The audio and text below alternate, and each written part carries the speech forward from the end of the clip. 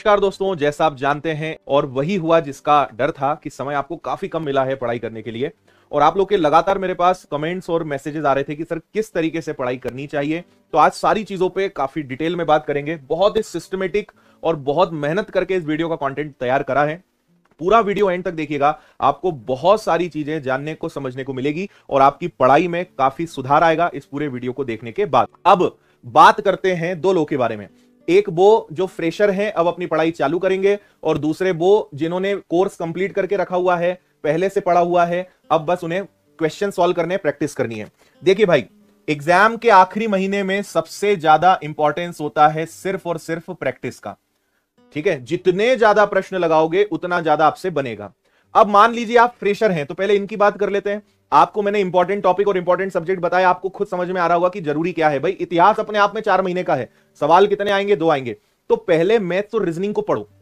ठीक है, पहले मैथ्स और रीजनिंग को पढ़ो, उसमें भी जो इंपॉर्टेंट चैप्टर्स है वो पढ़ो। तो आपको सबसे पहले क्या करना है कि जो भी इंपॉर्टेंट टॉपिक्स हैं, मैं फिर बोल रहा हूं पढ़ना सब है, लेकिन 1 महीने में आप सब नहीं पढ़ पाएंगे। अगर आपने पहले कभी पढ़ाई नहीं करी है तो आपकी मजबूरी है कि आपको पहले इंपॉर्टेंट चैप्टर्स पढ़ने पड़ेंगे। तो सबसे पहले वीडियोज या क्लासेस के माध्यम से उन चैप्टर्स के बेसिक देखिए और फिर आप उनकी प्रैक्टिस करिए। ठीक है, उसके बाद आप तीसरी स्टेज पे पहुंचेंगे, उसको कहेंगे मॉक टेस्ट लगाना। अगर आपका बेसिक कंप्लीट है तो फिर मेरा जो प्रैक्टिशनर जितने स्टूडेंट्स हैं हमारे, है ना, जनरली डॉक्टर्स वकील्स के लिए जो है यूज होता है प्रैक्टिशनर शब्द, लेकिन मुझे कोई शब्द नहीं मिल रहा था। उन लोगों के लिए जो अनुभवी लोग हैं, काफी सारी परीक्षाएं दे चुके हैं, बेसिक कंप्लीट है, तो मैंने आज से उन लोगों को नाम दे दिया है प्रैक्टिशनर। ठीक है, तो आप लोगों को केवल उन टॉपिक्स पे काम करना है जो टॉपिक आपके वीक हैं, उन पर काम करिए। आपको बहुत सारे प्रीवियस ईयर्स के क्वेश्चंस लगाने हैं, आपको मॉक टेस्ट लगाना चालू कर देना है। अल्टीमेटली दिन रात डूबे रहना है आपको प्रश्नों के बीच। मॉक टेस्ट लगाओ, ऑनलाइन लगाओ, एफएलटी लगाओ, कुछ भी करो। ठीक है, आप जो भी अभी अपनी पटवारी की परीक्षा हुई, आबकारी आरक्षक, ये तो सब, ये बहुत जरूरी है आबकारी, क्योंकि कई सारे प्रश्न उसी प्रकार के, उसी पैटर्न के रिपीट मारेंगे, संख्याएं बदल के, कंपनी वही है ना। तो पटवारी आबकारी हो गया। अभी फॉरेस्ट की भी एग्जाम हुई है ना, और इसके अलावा एक और कौन सा एग्जाम छूट रहा है? पिछले साल का जो आपका कांस्टेबल का एग्जाम है। आपको इन सब के प्रीवियस ईयर्स के पेपर्स आपको सॉल्व करने ही हैं, प्रीवियस ईयर पेपर्स। ठीक है, नियम बना लो, रोज एक लगाना है। वो लोग जिनका बेसिक कंप्लीट है ना, जिनका बेसिक कंप्लीट नहीं है वो 8, 10 दिन, 15 दिन अभी रुक जाओ, क्योंकि आपके लिए कोर्स कवर करना इंपॉर्टेंट है। टेस्ट लगाओगे भी तो बनेगा क्या? तो आप लोगों के लिए ये सीक्वेंस है, पहले बेसिक कंप्लीट करो, फिर प्रैक्टिस और फिर मॉक। पहले अपना सब्जेक्ट का बेस अच्छा करो। जिनका बेस कंप्लीट है वो बिल्कुल जो चीजें नहीं बनती हैं, जो वीक टॉपिक्स हैं, उन पे काम करो, और बाकी दबा के क्वेश्चंस लगाओ, खूब प्रैक्टिस करो। तो प्रीवियस ईयर्स के क्वेश्चंस लगाओ, मॉक टेस्ट लगाओ, प्रैक्टिस करो, उनका अच्छे से एनालिसिस करो। एनालिसिस करना बहुत इंपॉर्टेंट है। और एक चीज आप सब ये समझें कि मैथ्स के अंदर एक ही चैप्टर से, एक ही टाइप से कितने भी प्रकार के प्रश्न पूछे जाने की संभावना होती है। अपने कंसेप्ट्स पर जो हमने आपको पढ़ाया है, जो चीजें आपको बताई है, या जितना आपको आता है, सबसे पहले उस पर भरोसा रखिए। आप अक्सर देखेंगे कि आपके सामने जब प्रश्न आया नहीं बना, जब सॉल्यूशन देखा तो लगा रहे तो मुझसे बन जाता। आपको खुद के ऊपर भरोसा नहीं है, आपको अपने ऊपर कॉन्फिडेंस नहीं है, आपको ना अपना जो पढ़ा हुआ है उस पर हमेशा डाउट होता है कि यार पता नहीं मुझसे बनेगा कि नहीं बनेगा, कुछ नया तो नहीं आ जाएगा। तो मेरी सलाह है, कहते हैं ना कि मन के हारे हार है और मन के जीते जीत। अगर आप मन से हार चुके हो ना, आपकी जीत हो ही नहीं सकती। अपने ऊपर भरोसा रखिए, जो पढ़ा है उस पर भरोसा रखिए। कांस्टेबल का एग्जाम है, आईएएस का एग्जाम नहीं है कि कुछ खतरनाक पूछ लिया जाएगा। बस जरूरत किस बात की है कि इजी बट कैलकुलेटिव क्वेश्चंस पूछे जाते हैं। रीजनिंग में तो कुछ ऐसा होता ही नहीं। मैथ से, और रीजनिंग और मैथ स्कोरिंग सब्जेक्ट है, ये 2 ऐसे सब्जेक्ट हैं जिसमें आप 100% मार्क्स ला सकते हो। जीके जीएस पिछली बार का ऐसा पूछा था कि यूपीएससी वालों को भी पसीना छूट गया था, है ना। तो जीके जीएस के भरोसे कम ही रहना, कुछ भी पूछा जा सकता है। लेकिन मैथ्स रीजनिंग में वो चाह के भी ऐसा नहीं कर सकते कि आपसे ना बने।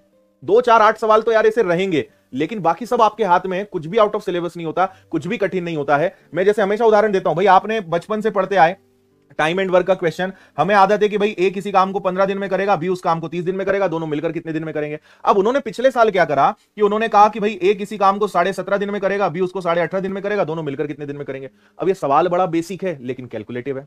बस वो कला हमें सीखनी है कि हम इसको कर पाए, बस यही कर सकते हैं, वो इससे ज्यादा कुछ नहीं कर सकते। सारे सवाल बेसिक पूछे गए थे, लेकिन उनको थोड़ा सा कठिन बना दिया, थोड़ा सा कैलकुलेटिव बना दिया। भरोसा रखिए अपने आप पे, तो घबराना नहीं है, अपने ऊपर भरोसा रखिए। कांस्टेबल का एग्जाम है, कैलकुलेटिव कर सकते हैं, इससे ज्यादा वो कुछ नहीं कर सकते। 1 महीने इतनी प्रैक्टिस करिए। कई लोग मेरे पास आते हैं, सर मेरा कैलकुलेशन अच्छा नहीं है, मुझे टाइम बहुत लगता है। यार आपको इतना कहा है कि पहाड़े याद कर लो 30 तक, आप विश्वास ही नहीं करते हमारे ऊपर। आपसे कहा वर्ग याद कर लो 50 तक, आपसे कहा घन याद कर लो, अरे करके तो देखो, आपको खुद नंबर्स का मैजिक समझ में आएगा। जब ये चीजें याद होती है ना, और जब कोई नंबर आपके सामने आता है तो आपका दिमाग चलता है कि अरे ये तो इसका स्क्वायर है, अरे ये तो घन है, ये तो इसके पहाड़े में आता है।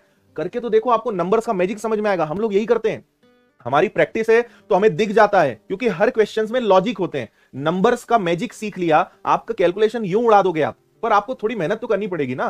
तो आपके पास 1 महीना है, अपने कैलकुलेशन पे काम करिए। कोई ऐसे क्वेश्चंस नहीं होते जो आप नहीं कर सकते, बस टाइम कंज्यूमिंग रहेंगे, और वो कला व सारी चीजें हम आपको सिखाएंगे। तो ये चीजें अच्छी करिए, इनसे आपको बहुत फायदा मिलेगा, है ना। ज्यादा से ज्यादा समय अपना प्रैक्टिस पे देना है। मैं एक चीज, हो सकता है आप विनर्स के साथ पढ़ रहे हो, लेकिन मैं आपसे कहूंगा कि कोशिश करिए लाइव कम से कम देखें, चीजों को रिकॉर्डेड देखें, आपका टाइम बचेगा। लाइव में थोड़े से कमेंट्स भी होते हैं, उनके जवाब देने पड़ते हैं, आपको इंतजार करना पड़ता है। मैं कहता हूं आप 1 महीने लाइव क्लासेस ना के बराबर देखो, और आप ज्यादा से ज्यादा रिकॉर्डेड देखो जरूर, लेकिन रिकॉर्डेड देखो। स्पीड बढ़ा लो, आपको लगा रही है प्रश्न तो बन जाएगा, आगे बढ़ा लो। आपका समय बचाना बहुत इंपॉर्टेंट है, इस बात को समझें। एग्जाम देने के बाद आपके समय की कोई कीमत नहीं रहेगी, लेकिन एग्जाम के पहले 1 सेकंड भी बर्बाद हो रहा है, या 1 सेकंड आपने हंसते मुस्कुराते खराब कर दिया, आपको पछतावा होना चाहिए। आपको समय की कीमत होनी चाहिए, इसलिए हंसते मुस्कुराते समय मत खराब करना। एग्जाम अगर वास्तव में निकालना है तो टाइम की कद्र करना सीखो। कहा जाता है ना कि समय रहते समय की कद्र कर लो, नहीं तो समय निकलने के बाद समय उसकी कद्र आपको सिखा देगा।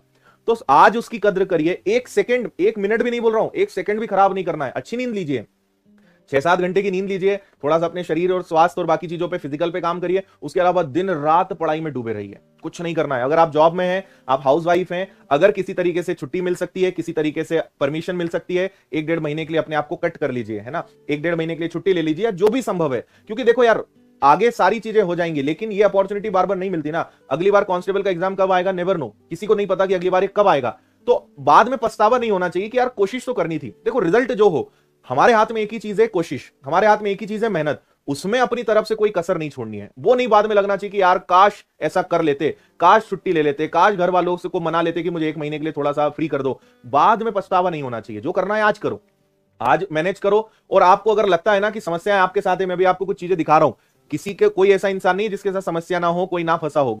आपको मेहनत करनी है, दम लगाना है, और चीजों से लड़ना आपको सीखना है, ठीक है। तो मुझे उम्मीद है यहां पे आपको चीजें समझ में आई होगी। कुछ और प्रश्नों के आपको आंसर दे देता हूं। पहला सवाल, सर कितने घंटे पढ़े? जितने पढ़ सकते हो, ठीक है। 1 महीने है यार, 1-1.5 महीने का समय है, जितना पढ़ सकते हो पढ़ लो, है ना। आप 6 घंटे निकाल पा रहे हैं, मान लो आप आज 6-8 घंटे पढ़ पा रहे हैं, पढ़िए। नंबर ऑफ आवर्स से ज्यादा इंपॉर्टेंट होता है क्वालिटी, नो डाउट, क्योंकि जितना पढ़े वो कम है। क्या अन्य राज्य के बच्चे अप्लाई कर सकते हैं? बिल्कुल कर सकते हैं, वो जनरल में ट्रीट किए जाएंगे, नेगेटिव मार्किंग नहीं होगी। 1 महीने में कैसे पढ़े, तो मैं आपको बता चुका हूं। अपना ज्यादा से ज्यादा समय प्रैक्टिस, मैंने इसलिए दोनों स्टूडेंट्स की बात करी।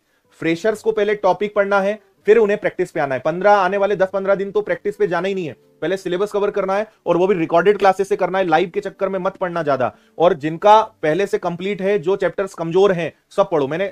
अगर आपको सिलेक्शन चाहिए, जो अब शुरू करेंगे, ये सलाह उनके लिए नहीं है। जिन्होंने पहले करा है, पिछले एग्जाम में किसी कारण से रुक गए, 1 नंबर 2 नंबर से कम रह गए, मैं आपको एक बात बता रहा हूं, पेपर में हर चीज इंपॉर्टेंट होती है।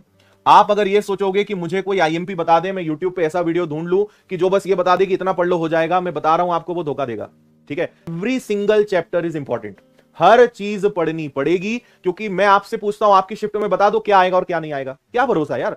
कोशिश करो कि अगर आप पहले से पढ़ चुके हैं तो आप हर चैप्टर को अच्छे से करके जाओ। और मैं ये नहीं बोल रहा हूं कि बहुत हाई लेवल का पढ़ो, बहुत एडवांस लेवल का पढ़ो, हर चीज पढ़ के जाओ। सबको हाई लेवल की पढ़ाई नहीं करनी है, आपको बेसिक पढ़ना है, ठीक है। एक चैप्टर को 100 तक नहीं ले जाना है, आपको 10 चैप्टर को एक लेवल तक ले जाना है कि कुछ भी आ जाए।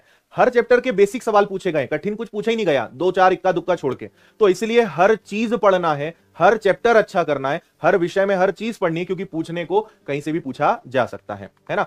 समय कम है, अब मैं आपको वो तो वापस से नहीं कहूंगा कि पहले क्यों नहीं कहा, क्योंकि मैं तो आपको बहुत समय से बोल रहा था कि यार एग्जाम, और अभी भी एमपीएसआई की तैयारी करना है ना, तो अभी भी सचेत हो जाओ। तो मुझे उम्मीद है कि सारी बातें आपको क्लियर हो गई होंगी। वीडियो ऑलरेडी काफी बड़ा बन चुका है, आपको समझ में आ गई होंगी। स्टिल अगर आपके कोई डाउट है, कोई क्वेश्चन है, जरूर कमेंट करिए, मैं अलग से वीडियो बना के उसकी भी जानकारी दे दूंगा। बहुत बहुत धन्यवाद, ऑल द बेस्ट, जय हिंद, खुश रहिए।